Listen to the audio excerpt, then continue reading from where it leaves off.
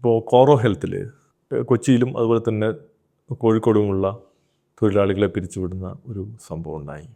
കോറോ ഹെൽത്തിൽ മാത്രമല്ല, പ്രത്യേകിച്ചും ഈ പറയുന്ന പോലെ IT സെക്ടറിലുള്ള വിവിധ സ്ഥാപനങ്ങൾ, അത് കോഡിംഗ് നടത്തുന്ന സ്ഥാപനങ്ങളായാലും അല്ലെങ്കിൽ ഈ പറഞ്ഞ പോലെ ഉള്ള BPOs ആയാലും ഇത്തരത്തിലുള്ള എല്ലാ സ്ഥാപനങ്ങളും വ്യാപകമായി തൊഴിൽ നഷ്ടത്തിൻ്റെ കഥകൾ ഇപ്പം രാജ്യത്ത് എമ്പാടുണ്ടാകാണ്.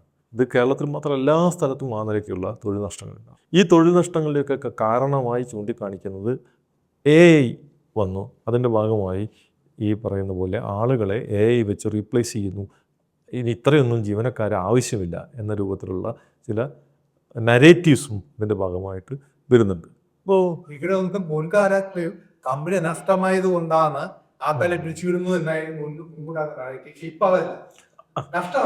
അല്ല, അതാണ് ഇതിനകത്തുള്ള ഏറ്റവും രസകരമായ കാര്യം. അതായത് ഇത്തരം ഒരു സ്ഥാപനത്തിൽ തൊഴിലെടുക്കുന്ന ജീവനക്കാർ അവരുടെ തൊഴിൽ ശേഷി ഫലപ്രദമായി ഉപയോഗിക്കുന്നില്ല എന്നോ അല്ലെങ്കിൽ അവർക്ക് എഫിഷ്യൻസി ഇല്ല എന്നോ ഇത്തരം സ്ഥാപനങ്ങൾ വലിയ രൂപത്തിൽ നഷ്ടം ഉണ്ടാക്കുന്നുണ്ടെന്നോ ഒന്നുമല്ല പിരിച്ചുവിടലിന് കാരണമായി പറയുന്നത്.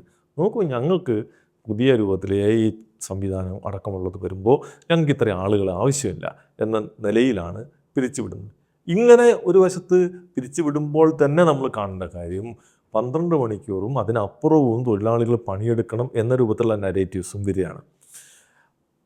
8 മണിക്കൂർ ജോലി, 8 മണിക്കൂർ വിശ്രമം, 8 മണിക്കൂർ ഉറക്കം എന്ന് പറയുന്ന നമ്മുടെ ബേസിക് റൈറ്റ് ഉണ്ടല്ലോ, ഒരു തൊഴിലാളിയുടെ പ്രാഥമികമായിട്ടുള്ള അവകാശം ഉണ്ടല്ലോ, ആ അവകാശം പോലും അംഗീകരിക്കാൻ കഴിയില്ല. 12 മണിക്കൂറോ അതിനപ്പുറമോ പണിയെടുക്കണം എന്ന് ഒരു വശത്ത് നിർബന്ധിക്കുക, മറുവശത്ത് നോക്കൂ പണിയെടുക്കാൻ നിങ്ങളൊന്നും ആവശ്യമില്ല അതുകൊണ്ട് നിങ്ങളെ പിരിച്ചുവിടുന്നു എന്ന് പറയുക.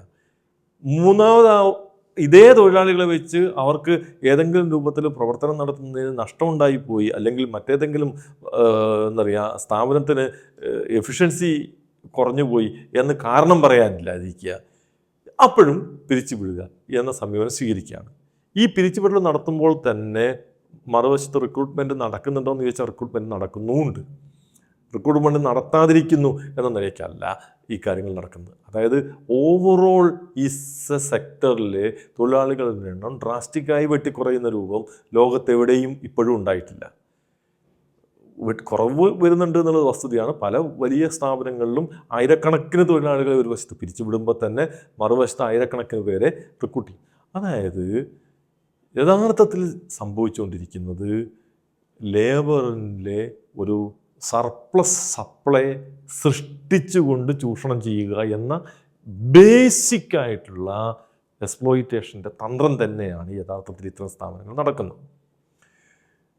ഇവിടെ വരുന്നൊരു പ്രായോഗികമായ പ്രശ്നം, ഇത്തരം മേഖലകളിൽ ശക്തമായ ട്രേഡ് യൂണിയൻ പ്രവർത്തനങ്ങൾ മുൻകാലങ്ങളിൽ സാധ്യമായിരുന്നില്ല എന്നുള്ളതാണ്. അതായത് സാമാന്യം ഭേദപ്പെട്ട കൂലി കിട്ടിക്കൊണ്ടിരുന്ന മേഖലകളിൽ ഈ പല തൊഴിലാളികളും അവർ യഥാർത്ഥത്തിൽ തൊഴിലാളികളാണ് എന്നത് പോലും കൃത്യമായി തിരിച്ചറിയാതെ അവർ മറ്റേതോ ലോകത്ത് പണിയെടുക്കുന്നു എന്ന രൂപത്തിൽ, ഇതിനകത്ത് നെറ്റിന് പുറത്തും അകത്തും എന്ന് പറയുന്ന രൂപത്തിലുള്ള ചില സമീപനങ്ങളുടെ ഭാഗമായി പലപ്പോഴും ട്രേഡ് യൂണിയൻ പ്രസ്ഥാനത്തെ തള്ളിപ്പറയുന്ന സമീപനം പോലും സ്വീകരിച്ചിരുന്ന ഒരു സമീപനവും ഉണ്ട്.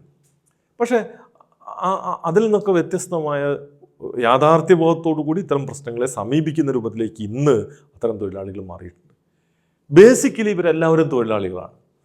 തൊഴിലാളി എന്ന് പറഞ്ഞു കഴിഞ്ഞാൽ ഉപജീവനത്തിന് വേണ്ടി അധ്വാനം വിൽക്കുന്നവനാണ് തൊഴിലാളി.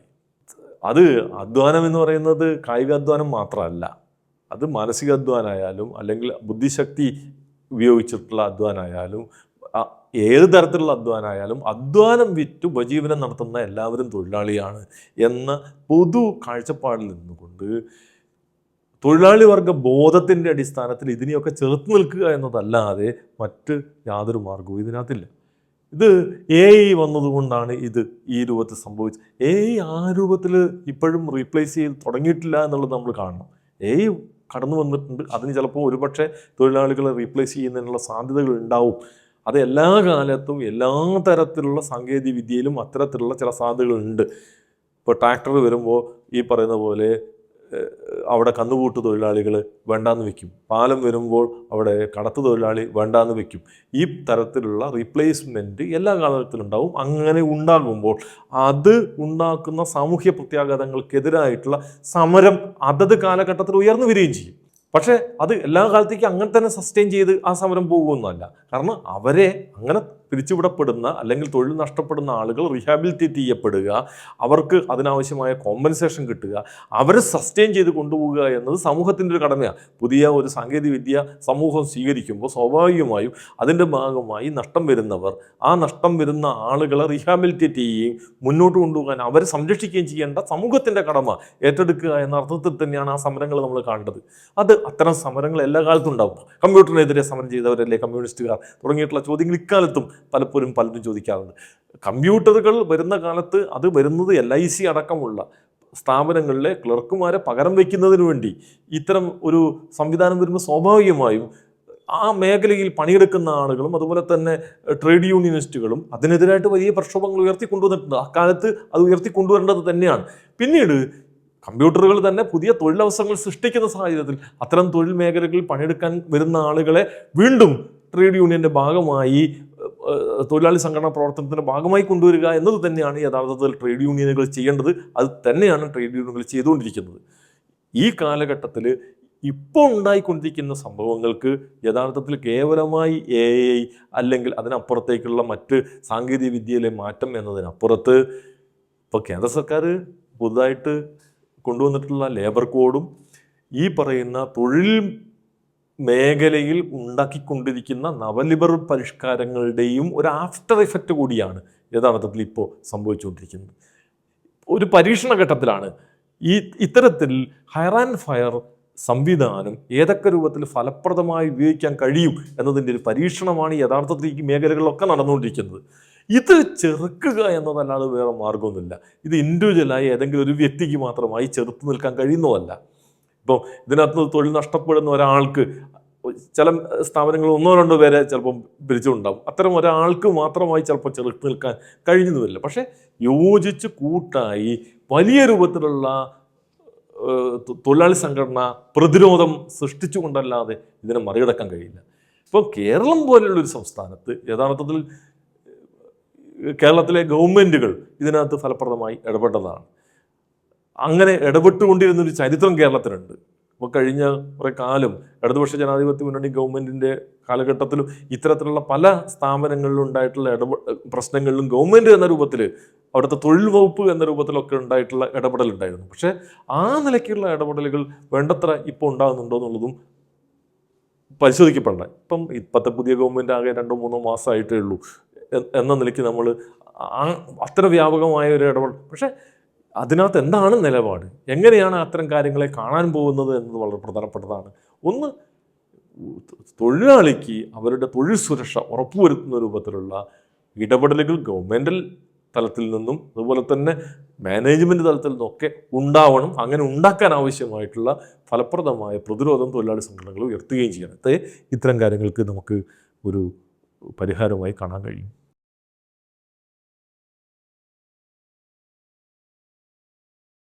യഥാർത്ഥത്തിൽ സ്വകാര്യവൽക്കരിക്കേണ്ടത് ഗവൺമെൻറ് സ്ഥാപനങ്ങളെയാണോ സ്വകാര്യ സ്ഥാപനങ്ങളെയാണോ?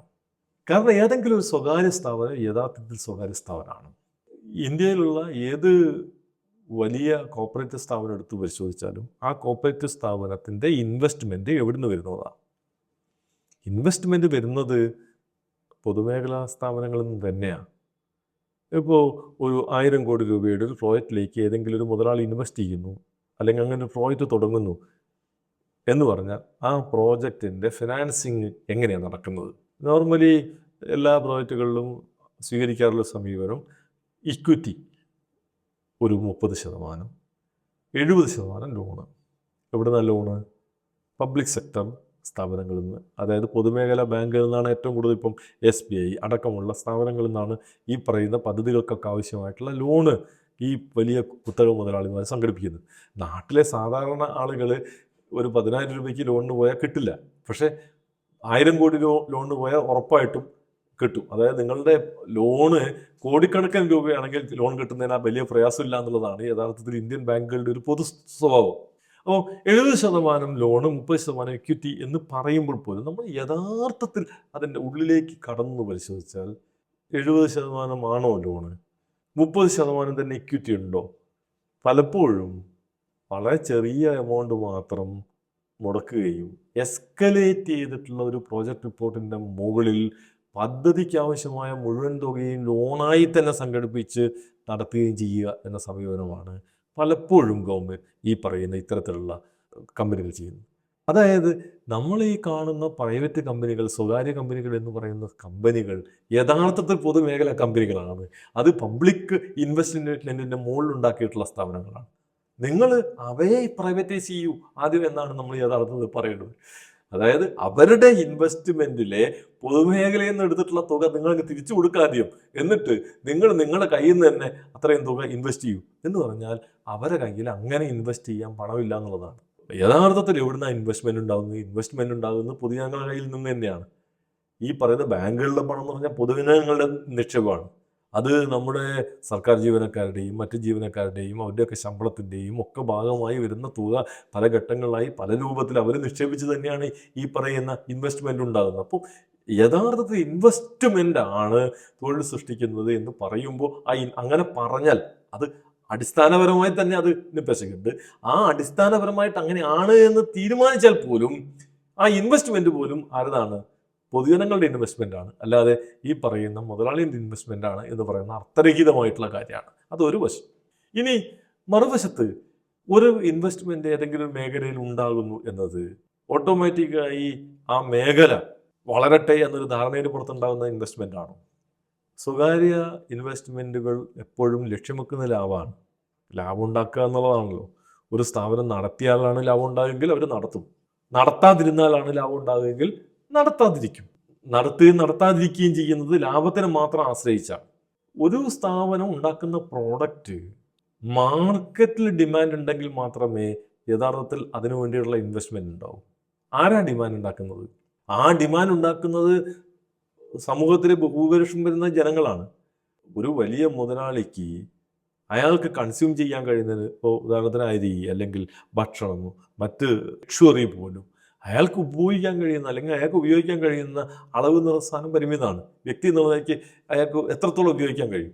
അപ്പോൾ ഈ സമൂഹത്തിലെ ഭൂരിപക്ഷം വരുന്ന മുഴുവൻ ജനങ്ങളും കൂടി ചേർന്നാണ് യഥാർത്ഥത്തിൽ ഉപഭോഗം എന്ന് പറയുന്ന സാധനം നടക്കുന്നത്. ഈ ഉപഭോക്താക്കളാണ് ഡിമാൻഡ് സൃഷ്ടിക്കുന്നത്. ഈ ഉപഭോക്താക്കൾ ആരാ? മറ്റാരുമല്ല, ഇവിടുത്തെ തൊഴിലാളികൾ തന്നെയാണ്. യഥാർത്ഥത്തിൽ സമൂഹത്തിൽ ഉൽപ്പന്നം ഉണ്ടാക്കുന്നത് അധ്വാനത്തിലൂടെ ഉണ്ടാക്കുന്ന ഉൽപ്പന്നമാണ്. ആ അധ്വാനം ചെലുത്തി ഓരോ ഉൽപ്പന്നത്തിലും അന്തർലീനമായിട്ടുള്ള അധ്വാനമാണ് ആ ഉൽപ്പന്നത്തിന്റെ മൊത്തം മൂല്യം എന്ന് പറയുന്നത്. അതിനകത്ത് ചെലുത്തപ്പെട്ടുള്ള അധ്വാനമാണ്. അത് ചെലുത്തിയിട്ടുള്ള ആരാ? തൊഴിലാളിയാണ്. ആ ഉൽപ്പന്നം ഉപയോഗിക്കുന്നത് ആരാ? ഈ നാട്ടിലെ മുഴുവൻ ജനങ്ങളും തന്നെയാണ്. ആ അർത്ഥത്തിൽ ജനങ്ങൾ സൃഷ്ടിക്കുന്ന ഡിമാൻഡ്, ആ ഡിമാൻഡിന്റെ പുറത്ത് ആ ഡിമാൻഡിന് വേണ്ടി ഉണ്ടാവുന്ന ഉൽപ്പന്നങ്ങൾ, ആ ഉൽപ്പന്നങ്ങൾക്ക് വേണ്ടിയിട്ടുള്ള തൊഴില് എന്ന അർത്ഥത്തിൽ എല്ലാം കറങ്ങി തിരിഞ്ഞ് അവസാനമായി ഇതിൻ്റെ കൃത്യമായി എവിടെ നിന്നാണ് ഇത് സ്റ്റാർട്ട് ചെയ്യുന്നത് വെച്ചാൽ സ്റ്റാർട്ട് ചെയ്യുന്ന ഒരൊറ്റ സ്ഥലമേ ഉള്ളൂ. അത് അധ്വാനിക്കുന്നവൻ്റെ അധ്വാനം തന്നെയാണ് ഇതിൻ്റെ അടിസ്ഥാന ആശയം. അപ്പോൾ തൊഴിലാളി ആണ് യഥാർത്ഥത്തിൽ ഈ പറയുന്ന ഏത് സമൂഹത്തിൻ്റെ വികസനത്തിൽ ഏറ്റവും പ്രധാനപ്പെട്ട ഘടകം. അതിനപ്പുറത്ത് മറ്റുള്ളതൊക്കെ ഊതിപ്പെരുപ്പിച്ച് പറയുന്നതിനപ്പുറത്ത് ഒന്നുമല്ല എന്നുള്ളതാണ് വസ്തുത.